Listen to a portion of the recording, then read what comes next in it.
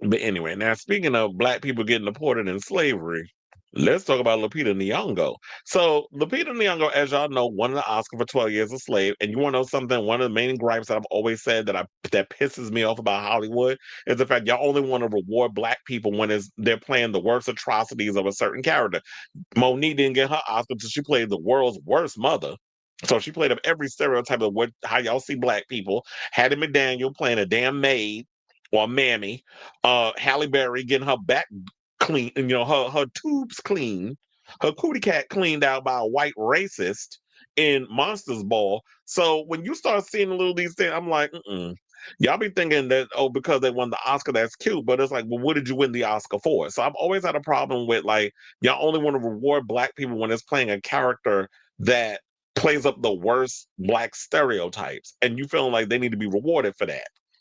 Even though, yes, technically Steve McQueen is a black man and he directed 12 Years a Slave. So with all that being said, let's get into the story. So Lupita did a interview with Angelique Kidjo, which I have not heard that name in a month of Sundays, but she wound up doing, I think it was CNN Africa. She wound up doing an interview and she spoke about winning the award and how after winning 12 Years a Slave, it only led to acting offers for more slave roles. So basically, she was kind of typecast, and they wanted her to just play slave parts. Now, I do have the video, so I want y'all to hear what she had to say. And once I pull that up, and then we will come back and talk. Please hold. So, one of the questions that I also have is when you win your Oscar, how does that impact your career? And how that also opened doors for you to do many things that you're doing today? Well, my winning an Academy Award came at the very start of my career. It was for the very first film that I had done. So it really did set the paces for everything I've done since. But you know what's interesting is that after I won that Academy Award, you think, oh, I'm going to get lead roles here and there. Oh, Lupita, we'd like to play another movie where you're a slave, but this time you're on a slave ship. Those are the kinds of offers I was getting in the months after winning my Academy Award. And it was a very tender time because, the world has now, there's an expectation for you and your career. Mm-hmm. There were think pieces about, oh, is this is this beginning and end of this dark-skinned black woman, African woman's career? And I had to deafen myself to all those pontificators because at the end of the day, I'm not a theory. I'm an actual person. I like to be a joyful warrior for changing the paradigms of what it means to be African. And if that means that I work one job less a year to ensure that I'm not perpetuating the stereotypes that are expected of people from my continent, then let me do that. So, When they wonder why that we need things like DEI to be in place, especially in places like Hollywood, because of these type of situations. Like this is some Judge Judy type shit, where to the point where I'm gonna say, piss on my leg and tell me it's raining. Like, how you gonna sit up in here and think like, well, because I played a damn slave in 12 Years a Slave, that literally that's the only thing that I can do. It's like there's so many other things that I can do. And then she also gets into the story about like how she had to lose her accent because she was born and raised in Africa, and how she went into acting and had to lose all of that part of herself, which is what they always try to tell you in Hollywood. Like, I understand, like, as an actor, you want to be able to diversify your portfolio so you lose that accent so you can learn how to speak in other ways and be able to play different characters so that when you show the versatility. And that's basically what you want. But it's funny how, like, when you're black, they don't want to afford you those situations. They think, oh, when it comes to white people, especially when you don't really be around enough people of color or even understand different cultures, which I always tell y'all, Hollywood, y'all always talk about, oh, it's a liberal. No, they're way more conservative than a lot of y'all realize in a lot of situations. And the type of programming, the way they treat people who are not white and male in this industry, it definitely shows in a lot of ways. And then don't even get me started on how some of these black creators play into those stereotypes because they feel like that's the only way certain things get made. Where if you have the money, if you have the power, you have the wherewithal, you should be trying to change the narrative of how Black people are perceived in certain cinematic projects and music projects. But they always go where the money resides or what's the easiest way for them to do so. Or maybe they have a limited vernacular on how they see their own people when we should be thriving to show more, which is why I like directors like F. Gary Gray, John Singleton, may he rest in peace.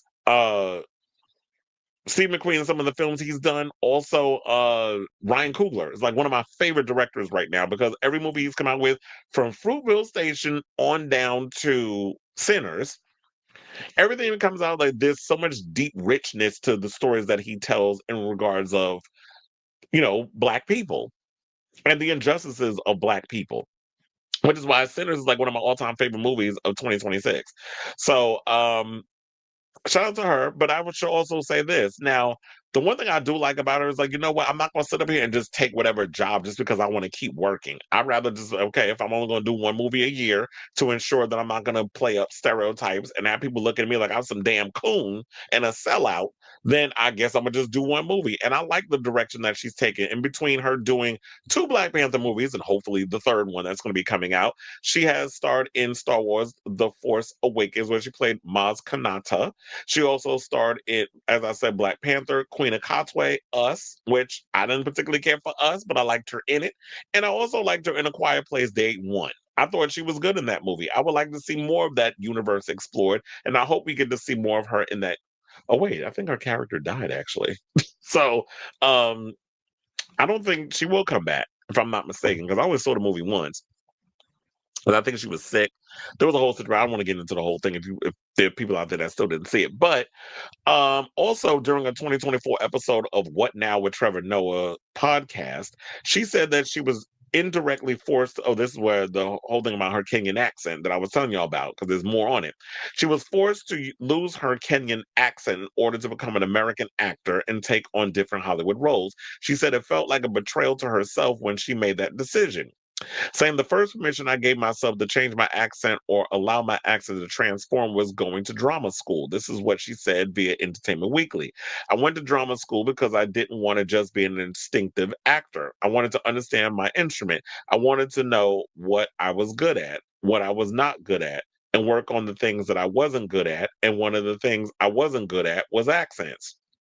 The process of deciding, okay, I'm not going to start working on my American accent, or sorry, okay, I'm going to start working on my American accent, and I'm not going to allow myself to sound Kenyan, so that I'm like monitoring and really trying to understand my mouth in a technical way to like make these new sounds, make those new sounds in a context that wasn't the classroom. I felt like a betrayal. I didn't feel like myself, and I cried many nights to sleep, many, many nights. Well, look, hopefully, well, I don't know if there's a way you can get your accent back unless you go back to Kenya and you stay there for a while. Then those things come back. But for the most part, I guess when you know better, you do better. Because there's British people out here who was like, you know what, I still have my accent, but I could do it. I can perfect the American accent, and you go back and forth with that. So maybe what the problem was is that she got American training, where America is always about trying to erase your identity so that when you conform to American ideologies, whereas in England, I think it's like, no, you can still maintain of who you are, but also you can learn how to take on other accents. Hence why you still see British people out here still got their accent, or English people from the UK, or that situation. They still have their regular accents, but they could really do a really good American accent. So they train them in different ways. And so I should also point out, look, Lupita's had a pretty legitimate career, and I like the direction she's taken. She's going to be in Christopher Nolan's The Odyssey, which I'm definitely looking forward to. But let's read some of the comments, and then we can get up out of here with this story. One person said she should play Storm. That has always been something I've said over the years. However, I think they're trying to go younger, so I don't know if she's going to get it or she'll get the part. But I've always said Lupita would be my first choice. Well, would be one of the choices that I would want to see play Storm. Her or Jodie Turner-Smith.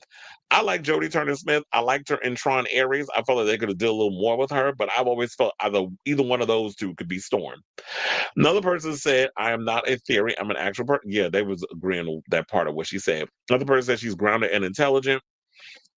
Another person said two absolute legendary women, as I said, Lupita and then Angelique Kidjo. Then we had teaching Africa and Africans Never to take roles that make them shrink. Thank you for existing and living bravely and true. Another person said, learn to walk away from things that don't resonate with you. And that's, what I love about that. And, we need more women of high intellect like Lupita that need to be out here speaking about just in general. Cause, it's been a minute since we had some black people, that's out here celebrity wise that have said some shit that it's like, okay, y'all actually sound smart. Cause we already deal with a bunch of idiots between Nicki Minaj, which I totally forgot to bring up that Rolling Stone story, which I'm gonna bring up tomorrow. That news story that came out about her about to be evicted and the judge trying to take her house or whatever. We're gonna bring that up tomorrow. But anyway, so between her, Van Jones coon ass, then we got Stephen A. Smith moronic ass, and then we have Snoop Dogg, the recently Joel Santana talking about that kids need financial literacy, not actual literacy. And then so many other like this. It's been too many black people out here saying dumb shit. So it's nice that we actually can have somebody of some high intelligence that's saying something worth talking about instead of only reporting on the dummies that's running around. Oh, and Pharrell too. We can't forget about his dumb ass just speaking on things that they don't have the vernacular to speak on. So I say all this to say to you, what do you guys think of this story in regards to Lupita Nyong'o speaking out about, the things that she's had to face in Hollywood post her Oscar win for 12 Years a Slave? I mean, I'm not surprised by her saying it. It's just sad that in 2025, we're still having these damn conversations. And today, like we should still be having these conversations. You would think we would have the as an industry and in general, like even with politics and stuff, like people thought that we evolved post Obama being president. Now it feels like we backsliding back into the days of a small minimal group of people who want to wallow in their racism. They want things to go back to the way things were. They don't want people outside of you being white and male having power and control. They want to go back to those days. They don't want diversity. They don't want inclusion. They don't want all these things.